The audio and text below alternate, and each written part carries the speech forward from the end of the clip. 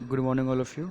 My name is Vasu Goyal और मैं आज आपको क्लास 11th का कैपिटल सब्सक्रिप्शन वाला टॉपिक पढ़ाने जा रहा हूँ। तो हम पहले समझ लेते हैं कि कैपिटल सब्सक्रिप्शन होता क्या है। जब हम अपनी कंपनी को इनकॉर्पोरेटेड करवा देते हैं, मतलब कि जब हम कंपनी को रजिस्टर करवा देते हैं, उसके बाद हम अपने जो जो शेयर्स हैं उसको पब्लिकली क्या कहते हैं, इशू करते हैं, या अपने फंड्स को पब्लिकली क्या करते हैं, इशू करते हैं इसमें मार्केट में। और ये सिर्फ पब्लिक कंपनी ही नहीं, प्राइवेट कंपनी दोनों कर सकती हैं। तो इसके हमारे कुछ एक्सपेक्ट्स होते हैं, या कह सकते हैं कि इसके कुछ प्रोसेस होता है जिससे कि हम अपने कैपिटल सब्सक्रिप्शन या शेयर या फंड्स को रेज कर सकते हैं। तो पहला इसका टॉपिक है सेबी अप्रूवल। सेबी होता क्या है? सेबी एक सिक्योरिटी एंड इसकी फुल फॉर्म है securities and exchange board of India.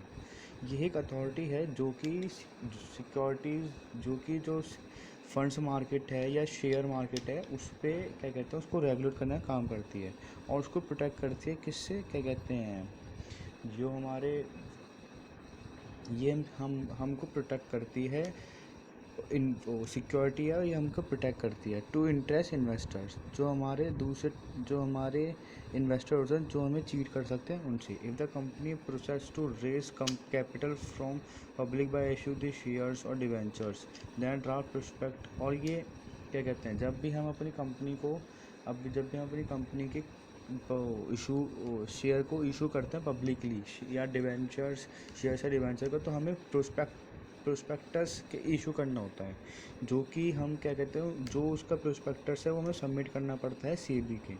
जब तक सेबी हमें अप्रूव नहीं कर देता कि हम अपने शेयर को, डिबेंचर्स को इशू कर सकते हैं मार्केट में पब्लिकली, जब तक क्या कहते हैं हम अपने फंड्स को शेयर इशू नहीं कर सकते। हमें सेबी की अप्रूवल मस्ट है। देखा है ना, prior approval from SEBI is compulsory before going ahead with rising fund from public. तो उसका सेकंड है फिलिंग ऑफ प्रोस्पेक्टस। प्रोस्पेक्टस होता क्या है? प्रोस्पेक्टस होता है जब हम अपने पब्लिक कंपनी में पब्लिकली अपने डिपॉजिट्स को, फंड्स को या शेयर्स को इशू करते हैं, तो हमें एक रिटन डॉक्यूमेंट देना पड़ता है जिसे हम कहते हैं प्रोस्पेक्टस। जैसे देखा है, statement lieu prospectus prepared when public companies raising fund from private sources. A copy prospectus और statement lieu prospectus to be filed with register. और इसमें दूसरा कॉन्सेप्ट है statement lieu of prospectus. Statement lieu prospectus जब होता है जब हमारी पब्लिक कंपनी क्या कहते हैं, प्राइवेट सोर्स से रखा है,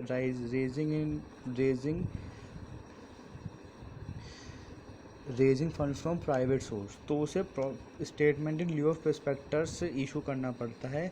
और जो कि जिसकी एक कॉपी लगती है जब हम रजिस्ट्री करवाते हैं अपनी कंपनी की। और हमें ये याद रखना पड़ेगा कि पब्लिक कंपनी को रजिस्टर करवाना कंपलसरी होता है, प्राइवेट कंपनी को नहीं है। और अगर प्राइवेट कंपनी को पब्लिकली अपने फंड्स इशू करने हैं, तो भी उसको स्टेटमेंट ऑफ प्रोस्पेक्टस इशू करना पड़ेगा, तभी वो जाके अपने शेयर पब्लिकली इशू कर सकती है। अब आता है उसके बाद appointed of bankers, brokers and underwriters. ये होते क्या हैं? अब हमारे बैंकर, ब्रोकर्स और अंडर राइटर्स में डिफरेंट क्या है, हम ये जानते हैं। Raising funds from the public is a complex task, so in order to ease the process experts in different fields are appointed. ये जो हमारा प्रोसेस होता है पब्लिकली हमारे जो फंड्स हैं उसको रेज करने का, वो बहुत कॉम्प्लेक्स टास्क होता है। मतलब बहुत इजी नहीं होता, डिफ़िकल्ट होता है। मतलब इसको करने में हमें काफ़ी टाइम लगता है। तो इसको इजी करने के लिए हम कुछ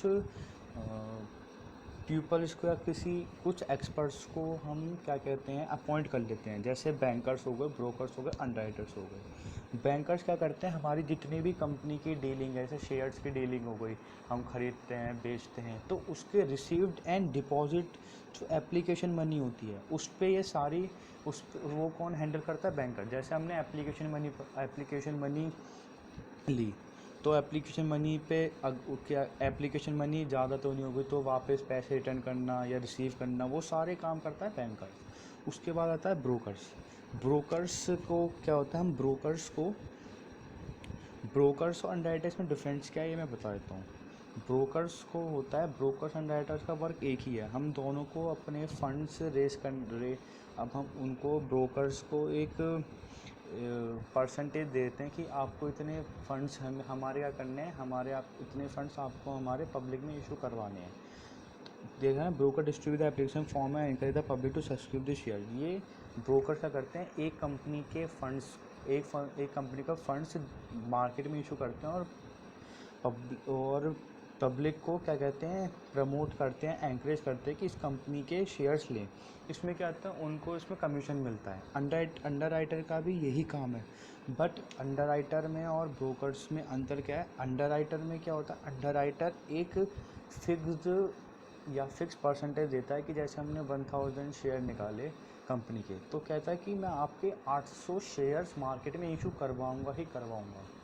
तो इसमें क्या होता, और इस सिचुएशन में अंडर राइटर के जो कमीशन होता है वो भी बढ़ जाता है। और क्या कहते हैं, अगर वो 800 उसने नहीं करवा पाया मार्केट में इशू, जैसे वो 750 करवा पाया, तो वो 50 जो वो हैं, वो 50 शेयर्स खुद खरीद लेगा, लेकिन उसको 800 शेयर्स के मार्केट में करवाने पड़ेंगे, कंपलसरी है। अब ब्रोकर का ऐसा नहीं है, उसको जितने करवाने हैं, उससे जितने हो रहे हैं वो उतने ही करवाएगा। वो ज़्यादा ध्यान नहीं देगा कि मैंने एक फ़िक्स टारगेट दिया या नहीं, तो वो उतने ही करवाएगा जितने उसको करने हैं। तो उसमें डिफरेंस यही है कि वो एक अंडर राइटर के एक फिक्स्ड अमाउंट दे देता, फिक्स्ड शेयर्स दे देता है कि मैं इतने शेयर से मार्केट में इशू करवा के ही रहूँगा। और ब्रोकर नॉर्मली कहता है कि जैसे मैं 1000 है तो 1000 में से 500 को करवा दूँगा। वो कोई फिक्स्ड या रिटर्न में नहीं देता कि मैं इतने बेच के ही रहूँगा। उसके बाद आता है अंडर राइटर होता कौन है, हम ये जान लेते हैं। Underwriter appointed if the company not sure of receiving minimum subscription shares by the public. Underwriters undertake to buy the shares if they are not subscribed by the public. They receive a commission for the same. Appointment of underwriters depend upon the description of the company. मैं जैसे बताया कि जब हमारी company को लगता है कि हमारे जो मिनिमम सब्सक्रिप्शन है वो फुलफ़िल नहीं हो पाएंगे, तो वो अंडर राइटर के पास जाते हैं। तो अंडर राइटर क्या करता है, अंडर राइटर जो मैंने बताया कि वो कंपनी के शेयर्स को अपने पास रख के मार्केट में बेचता है और उस पर कमीशन लेता है। हाँ, और ब्रोकर और अंडर राइटर की ज़रूरत हमें जब भी पड़ती है जब हमारी जो मिनिमम सब्सक्रिप्शन है वो हमारी फुलफ़िल ना हो रही हो। मिनिमम सब्सक्रिप्शन होता क्या है वो हमें आगे पढ़ेंगे, पर अभी हमें जानना पड़ेगा जब मिनिमम सब्सक्रिप्शन पूरी ना हो रही हो तभी हम अंडर राइटर और ब्रोकर्स को यूज़ करते हैं। क्लियर हुआ?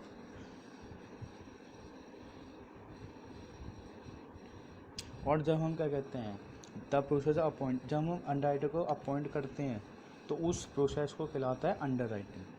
अब नेक्स्ट टॉपिक है हमारा मिनिमम सब्सक्रिप्शन। मिनिमम सब्सक्रिप्शन क्या होता है? Before commissioning the business every public limited company must raise minimum subscription in order to avoid shortage of funds. क्या होता है, जब भी कोई कंपनी होती है उसको फंड्स की जरूरत तो पड़ेगी। तो वो क्या करती है, जब कंपनी खुलती है तो उससे पहले ही वो अपने क्या कहते हैं, अपने फंड की शॉर्टेज को अवॉइड करने के लिए अपने एक मिनिमम सब्सक्रिप्शन निकाल देती है। उस मिनिमम सब्सक्रिप्शन होता क्या है ये भी पढ़ते हैं। It refers to a minimum number of share that must be subscribe by the investor before a company proceed with the allotment of share according to section 39(1) of the Companies Act 2013. Minimum subscription amounts state in the prospectus as the minimum amount to be subscribed and paid by check or other instrument. Minimum subscription एक, जैसे हम समझते हैं, जैसे एक company ने अपने 10,000 share निकाले, तो मिनिमम सब्सक्रिप्शन का होता है कि 90% जो आपके शेयर्स हैं, 10,000 के 90% कितने हुए? 9,000 के जो अलॉटमेंट मनी है वो हमें मिल जानी चाहिए। अगर इस कंडीशन में हो गया तो आप क्या कर सकते हो, अपने फंड्स को रेस कर सकते हो, अदरवाइज़ आप नहीं कर सकते। तो ये जो 9,000 है, ये जो कंडीशन है उसको हम कहते हैं मिनिमम सब्सक्रिप्शन। अगर मान लीजिए अगर किसी कंपनी 9,000 नहीं 8,999 ही अलॉटमेंट मनी आई, तो एक अलॉटमेंट मनी बच गई, तो इस कंडीशन में भी वो रेस फंड नहीं कर सकता। उसको पूरे 90% अलॉटमेंट मनी चाहिए। इसको ही हम कहते हैं मिनिमम सब्सक्रिप्शन। जब हमें 90% किसी भी शेयर की 90% अलॉटमेंट मनी मिल जाए उसको हम कहेंगे मिनिमम सब्सक्रिप्शन। ये हमारे चेक पे भी आ सकती है और अदर इंस्ट्रूमेंट से भी हो सकती है। If the state that minimum amount has not been subscribe and is sum payable on application not received within a period of 30 days from the date of issue of the prospectus or such other period as may be specified by the SEBI, the amount so received shall be returned within such time and manner as may be prescribed. To avoid this risk, company generally upon general. अब इसमें एक और condition है, जैसे आपके पास, जैसे मैंने आपको बताया 1000 10,000 से निकाले 9,000 मिल गए, तो कभी कभी ऐसा भी होता है कि 9,000 10,000 निकाले, अब उस पर कितने आ गए, उसके ज़्यादा आ गए, उस पर 10,400 आ गए, तो वो इतने तो उसके पास है नहीं, तो वो क्या करेगा, 400 की जो अलॉटमेंट मनी आएगी, अलॉटमेंट मनी मैंने बताया था कि शेयर्स खरीदने से पहले शेयर्स पे अपनी बिड लगा देते हैं। बिड से मतलब है कि अपना एक बोल देते हैं कि शेयर्स मैं ही लूँगा, तो वो कुछ अलॉटमेंट 10% अलॉटमेंट मनी होते हैं कि आपको शेयर खरीदने से पहले देनी पड़ती है, तो वो जो अमाउंट देंगे वो एडवांस होता है, तो हम वो पहले ही दे देंगे। तो इस कंडीशन में जैसे 400 की मैंने बताई, तो 400 वो अलॉटमेंट मनी क्या रह गई, कंपनी पे लाइबिलिटी है, तो वो उसको क्या करना पड़ेगा, उस कंपनी को इन 30 डेज़, जब उसने इशू किए उसके 30 डेज़ के अंडर वो मनी वापस से इंटरेस्ट के साथ किसे देनी पड़ेगी, क्या कहते हैं, ये देनी पड़ेगी जिन्होंने जिन्होंने एप्लीकेशन मनी दी है, अदरवाइज़ वो नहीं देती है, मतलब और ये उस अदरवाइज वो नहीं देती है तो उस पर क्या लगेगा, इंटरेस्ट लगेगा, मतलब उसको चार्ज देना पड़ेगा उसका उसके जितने अमाउंट है। और ये हमारा स्पेसिफाइड होता है सेबी, मतलब सेबी देखती है कि उसने किसी की सेबी देखती है कि क्या कहते हैं, हमने मनी इनको रिटर्न कर दी है या नहीं। तो इस चीज़ के लिए भी हम अपने अंडर राइटर्स को ही क्या करते हैं, अपॉइंट करते हैं, जिससे हमारा जो क्या वर्क है वो इजीली क्या हो जाए, कंप्लीट हो जाए, और हमारा जो कंपनी पर रिस्क है वो भी ख़त्म हो जाए।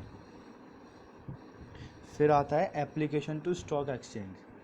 अब स्टॉक एक्सचेंज क्या होता है ये हम समझते हैं। A public company must get itself listed or quoted in stock exchange before it starts selling the securities to the public.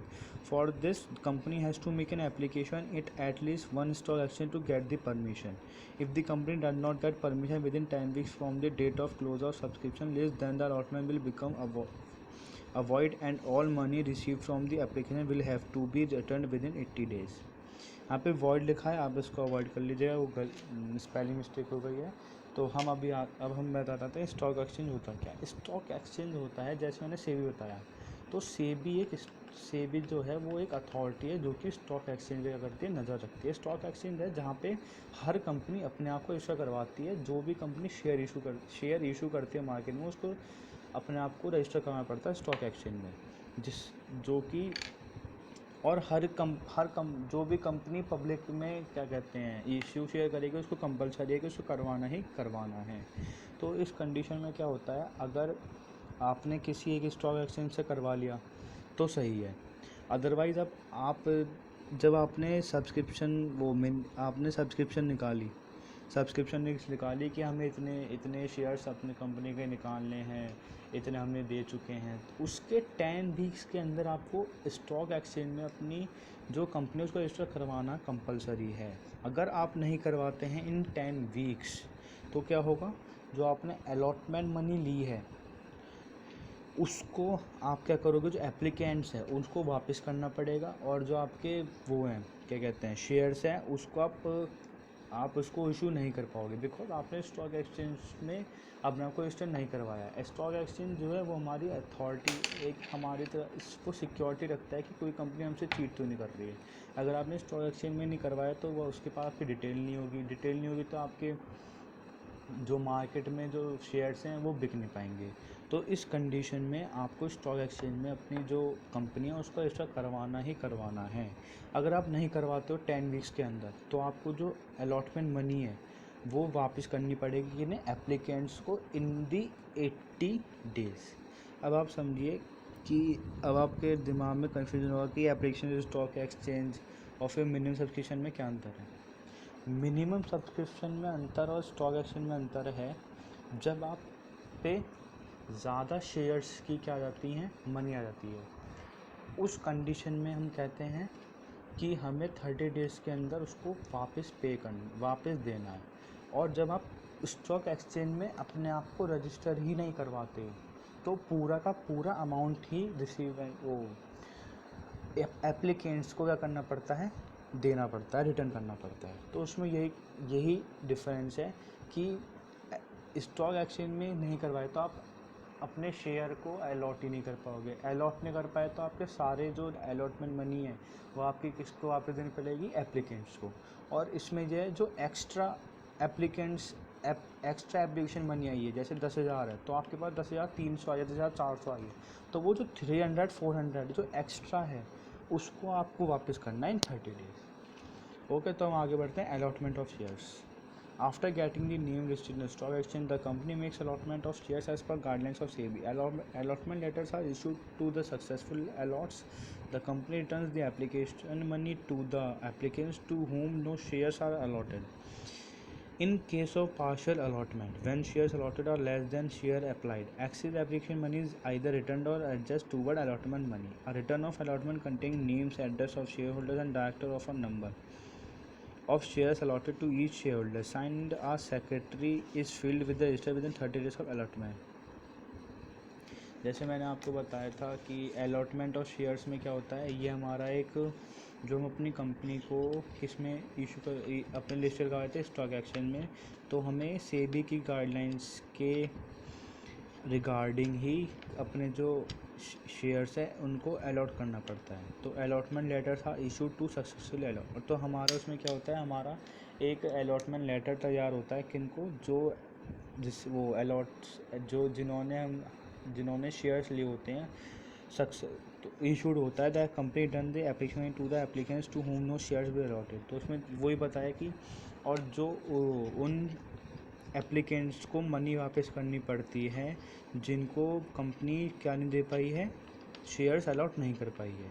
In case of partial allotment when shares allotted are less than share applied, मतलब इसका मतलब हो गया share allotted are less then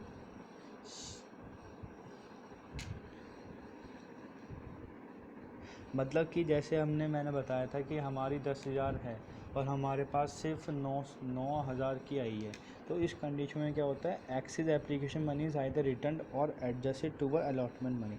तो ये जो होता है कि जो एक्सेस मनी होती है वो हमारे क्या हो जाती है, तो रिटर्न हो जाती है, या हमारे जो हम शेयर्स खरीदते हैं तो उसमें जो पैसे देते हैं या उसमें एडजस्ट हो जाती है।